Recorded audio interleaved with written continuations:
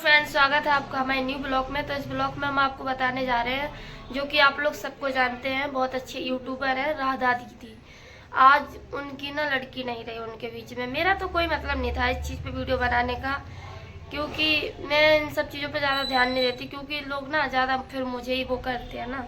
लेकिन मैंने कुछ चीज़ें देखी हैं तो मैं वीडियो बनाने जा रही हूँ। तो आप लोग पूरा देखें ब्लॉग, क्योंकि आप लोग आधा देखते हो, पूरी जानकारी नहीं देते हो ना। तो मैं आप लोगों को बताऊँ कि जो राधा दीदी की लड़की थी ना रश्मि, उसकी लॉकडाउन में उन्होंने शादी कर दी थी। तो उसके पति ना उसको दहेज के लिए हमेशा मारते थे। उसकी चाची उसको घर में रहने नहीं देती थी कभी भी, मतलब हालांकि उसे अच्छे से रहने नहीं दिया। और राधा दीदी को कौन नहीं जानता, दूसरे के घर में लीपा पोती की, बर्तन धोले, किसी के घर में दाल धरी, किसी के यहाँ धान लगाए, किसी के कंडे बनवाए, तब उनको जाके खाना मिलता था, तब वो अपनी लड़की को पाली है। क्योंकि उनके पास पति नहीं थे, उनके पति बहुत पहले ही ख़त्म हो गए थे, तो अकेली थी। उनके लड़कियां भी छोटे छोटे हैं। सब कोई जानता है शिवानी दीदी के साथ काम करती थी ब्लॉग में, तो दीदी भी उन्हें सपोर्ट करती थी। और शिवानी दीदी के वजह से ही आज उनकी लड़की की शादी हो गई थी पहले। तो अब क्या हुआ है, रश्मि ख़त्म हो गई है, क्योंकि रश्मि को ना कुछ मतलब बच्चा या कुछ भी था, तो उनके पति ने उनको लात मार दी थी, इसलिए वो ख़त्म हो गया पेट में, उससे बन गया कैंसर। तो इस सब चीज़ों से मरने के बाद उनकी चाची का बयान आ रहा है कि मेरी बहू को राधा ने मारा। किसकी माँ ऐसी होती है जो अपनी लड़की को मार डालेगी? किसकी माँ चाहती है कि हमारा पेड़ कभी फूले ना? किसी की माँ है? मुझे तो नहीं लगता किसी की माँ है, क्योंकि कौन पेड़ ये चाहता है कि मेरे पौधे में फूल ना लगे, कि हमें कोई पसंद ना करे?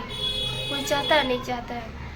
और उसकी चाची बोल रही है, राधा दीदी ने बताया कि ये मतलब मेरी लड़की को पसंद नहीं करती थी, ये सूरज का और इसका नाजायज संबंध है। और अब बोलती है उनकी चाची को पहले से पता नहीं था। पहले से कोई किसी के पेट में नहीं घुसा होता है, अगर किसी को पता हो ना तो कोई अपनी लड़की को कुएं में धकेल के नहीं आए। और जब शादी की बात आती है तो आप लोग सही बनते हो, इतना भी किसी गरीब की लड़की को मत सताओ, जो कि आज मतलब बिना बाप की लड़की मर गई है, उसकी माँ तड़प रही है, और ऊपर से आप लोग उसके ऊपर उल्टा बयान दे रहे हो, उल्टा झूठा मूठा आरोप लगा रहे हो। ये चीज़ सही नहीं होती है, सुधर जाओ। क्योंकि आज तो उनकी लड़की थी, खास तौर पर लड़कियां आपको भी हैं।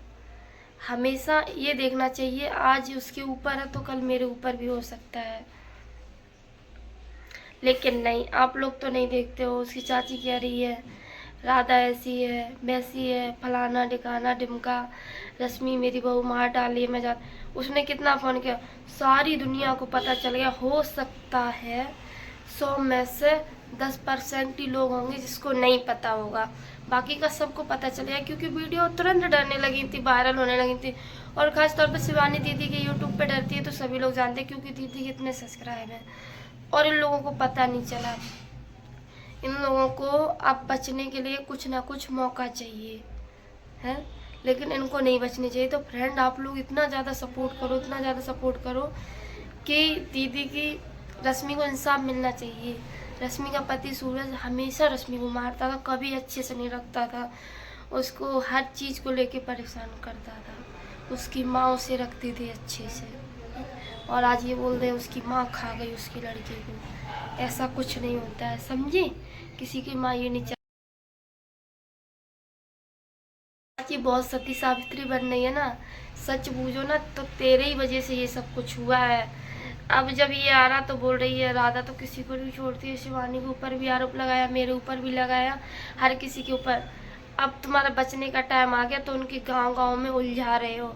ऐसा कुछ नहीं है। शिवानी दीदी और राधा दीदी बहुत अच्छे लोग थे, दोनों लोग बहुत अच्छे व्लॉग भी बनाते थे।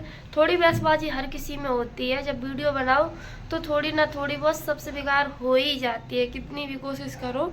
सबकी होती है, मेरी नहीं होती क्या? तुम्हारी नहीं होती? सबकी होती है। माँ बेटे की नहीं पड़ती है, वो तो फिर गाँव टोला के थे। अब जब तुमने इतना कुछ कर लिया है, और ये भी बोलती है मुझे जेल जाने से कोई डर नहीं है, डर नहीं है, फिर क्यों ऐसे बचने की कोशिश कर रही हो? असली नागिन तो इसकी चाची ही थी।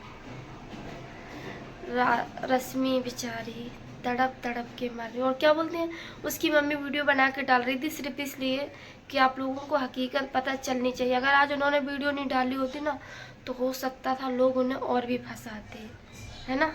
ये बात सही है ना? और ये आई इनकी चाची, बहुत ज़्यादा बोल रही है ना, उसकी मम्मी ऐसी है वैसी है, ऐसा कुछ नहीं है। तुम खुद सुधरो और इनको तो ऐसी सज़ा मिलनी चाहिए, मिलनी चाहिए, मिलनी चाहिए, जो कि आज किसी बिना बाप की लड़की को खा गई है। 1 रुपए तक नहीं लगाया उसके इलाज में। उसकी माँ ने घाम में मजदूरी करके भीख सी मांग के इलाज कराया है। मैं तो खैर अभी हूँ नहीं घर पे, मैं जब घर पे जाऊँगी तो ज़रूर जाऊँगी राधा दीदी के पास। आप लोग हमें सपोर्ट करें तो जाऊँगी दीदी के पास। तो आप लोग पूरा ब्लॉग देखियो और इंसाफ मिलना चाहिए, क्योंकि हमारे देश में वैसे भी लड़कियों को कोई जीने नहीं दे रहा है। तो हम जब ब्लॉग को अपने को ही अंत कर रहे हैं। अच्छा लगे तो कमेंट करिए, फिर और सारी चीज़ें बता देंगे। तब तक के लिए बाय बाय।